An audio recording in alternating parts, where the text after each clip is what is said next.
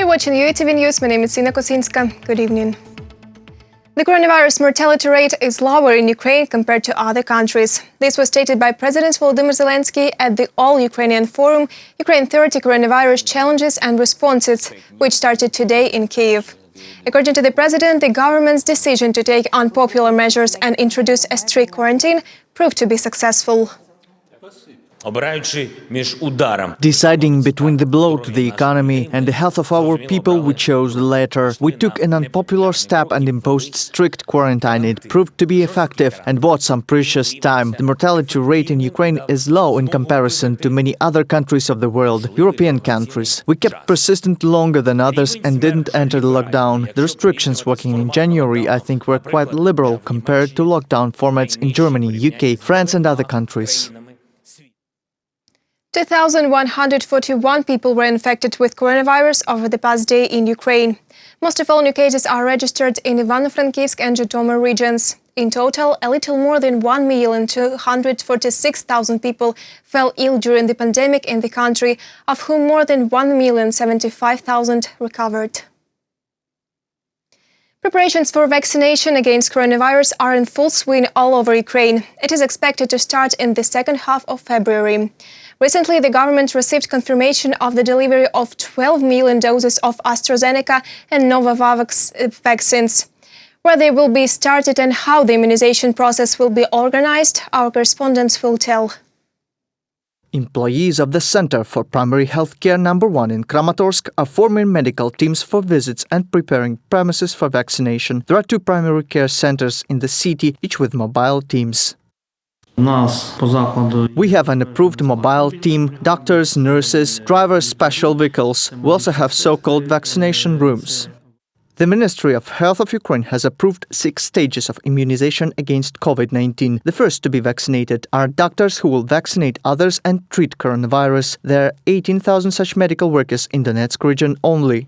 3,419 people out of this number wanted to be vaccinated, thus 7,000 doses of vaccine will be ordered for the first stage. According to the instructions, the procedure will be similar to the usual seasonal flu immunization, but trainings will still be held for medical workers. There is no difference. All vaccinations are well tolerated. All workers will be vaccinated. Equipment is also being prepared for vaccination. In the Kramatorsk Center for Primary Healthcare, they say that there are enough refrigerators for short-term storage. The daily number of doses will be delivered here on the basis of how many people are expected to come. When we will know what vaccine we will use and how many doses of the vaccine will be in our city, we will organize this process in more detail. Where it will be held, how many people, for how long it should be done. So far, this is all only theory. As part of the COVAX global initiative, Ukraine will receive 117 doses of Pfizer vaccine. There is also a contract with a Chinese company for the supply of 2 million doses of drug. Another 12 million are expected from AstraZeneca and Novavax, reported by Nick Starkov, Alexey Matsuka, UATV News.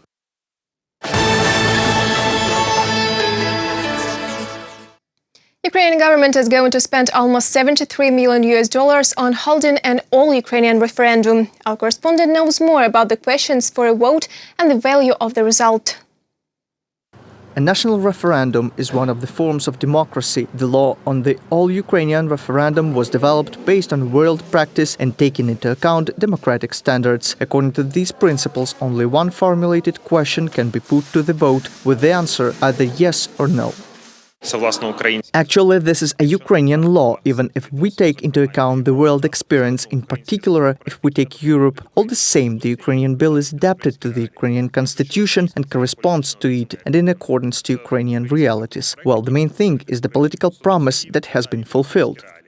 It won't be possible to change the powers of the president or state bodies at the all-Ukrainian referendum. The questions may concern the sections of the constitution on the referendum, elections, the procedure for amending the basic law, as well as the general principles of Ukrainian statehood, the rights and freedoms of the citizens. Questions on changing Ukrainian territories could also be asked, but they should not threaten territorial integrity, national security or fuel ethnic, racial or religious enmity. Зміна території. The change of territories is also possible only if the Ukrainian people agree with it. That means a national referendum. It is very important not to make the pseudo-referendum like in Crimea. Regions cannot determine the change of the territory of Ukraine. A national referendum can also be organized by Ukrainians themselves. For this, an initiative group of 60 people should formulate a question and collect signatures in 2/3 of Ukrainian administrative territorial units, in paper and in electronic forms. Воно має бути чітке. It should be clear, not manipulative, provide a clear answer, contain only one question. Such an issue cannot contradict the constitution, cannot encroach on the powers of the authorities, law and order, court, competence of the president, government and parliament.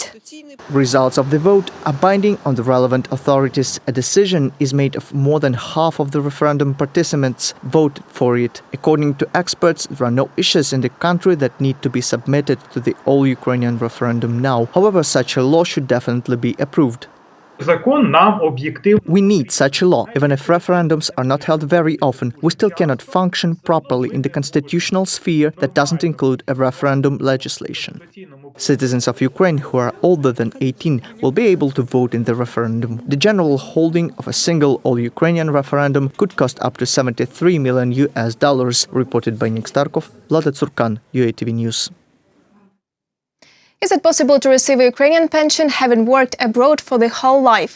Last year, the pension fund has transferred $154,000 of pensions to Ukrainians living in the EU.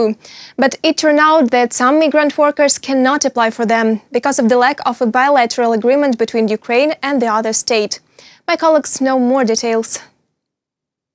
Legal labor migrants with real pensions. Despite the pandemic, Ukrainians travel to European countries in search for new jobs. 1,300,000 people worked in the countries of the European Union during the last year. The volume of remittances continues growing. According to the National Bank of Ukraine, in 2020, Ukrainians working abroad transferred over $12 billion to their relatives. Despite the closed borders, the volume of transfers increased by $200 million compared to 2019. Working abroad is important to pay attention to not only the amount of wages, but also to how much money the employer transfers to the pension fund, experts say.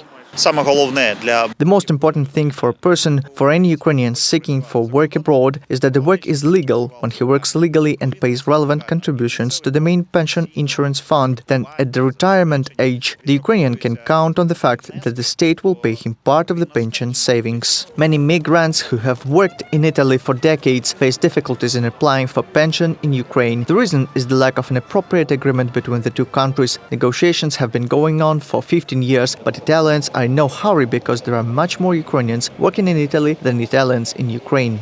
Ukraine and Italy don't have a bilateral agreement, but Ukrainian legislation allows a person to receive pensions in Italy. The pension is issued for life, but the difficulty is that a person needs to confirm the fact that one stays alive, and this procedure is not that simple. Agreements were signed with Spain, Portugal, Poland and 20 other countries. Ukrainians who worked there are guaranteed to receive pensions at home. The pension fund will calculate the amount of the pension based on the whole length of working life, both Ukrainian and foreign. A person has a part of the Portuguese pension and a part of a Ukrainian pension. She or he receives ours monthly and Portuguese once a quarter. In 2020, the pension fund of Ukraine has sent over $154,000 abroad to 5,000 Ukrainians. In order to avoid delays in payments, the pension fund of Ukraine asks to prepare for retirement in advance, to collect certificates from places of work and write an application.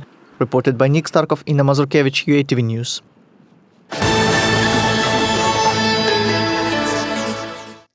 Snowstorm, snowdrifts and ice on the roads. A powerful cyclone has come to Ukraine. Night flights were cancelled or postponed at Lviv airport. And on the highways in the Lviv region and Kyiv, the movement of trucks is restricted. Rescuers ask drivers not to use cars without necessity. In the coming days, the temperature will drop throughout Ukraine. Up to minus 18 degrees are expected in Kyiv this week. To reduce the risk of massive hypothermia and frostbite, heating points will start operating. We give hot tea in the morning, and in the evening we feed people, give a hot lunch and breakfast. We provide medical assistance. We can apply a bandage if there are wounds. We can change the person's clothes if the person has wet clothes or something else, and offer help to leave the street and change the life. I tried to go to the hall, even covered with a blanket is cold there. The guys give food and tea. There was pasta and bread with salads. A newborn in Kharkiv Eco Park. A barking deer was born there. This type of dwarf deer lives in the South Asian regions. Male moonjacks have fangs. But the most interesting feature of those animals is that they can bark. This couple of deer have been living in the Eco Park for 2 years. And they had a baby for the first time. The cub runs and jumps, and besides milk, it is already trying to eat other food.